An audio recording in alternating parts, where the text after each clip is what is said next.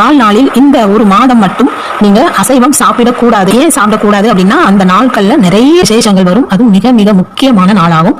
அந்த மாதம் முழுவதுமே ஒரு நாள் விடாம, அந்த மாதம் பிறந்ததிலிருந்து அந்த மாதம் முடியும் வரை நீங்கள் அசைவம் சாப்பிடாமல் இருப்பது மிக மிக நல்லது.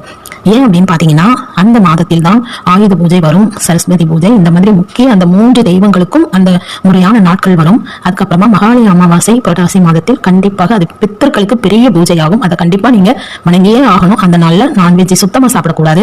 அப்புறம் பெருமாளுக்கு உகந்த அந்த 5 சனிக்கிழமை, அந்த புரட்டாசி மாதத்தில் வரும் சனிக்கிழமை 5 சனிக்கிழமையும் மிக மிக முக்கியமான நாளாகும்.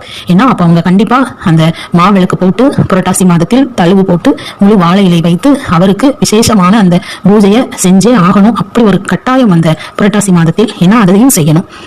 இன்னும் சில விசேஷ நாட்களும் புரட்டாசி மாதத்தில் வரும். புரட்டாசி மாசத்துல மட்டும் நீங்க அசைவம் சாப்பிடாம இருந்தா உங்களுக்கு அந்த வருடம் முழுவதும் நல்ல பலன்களை உங்களுக்கு கொடுக்கும்.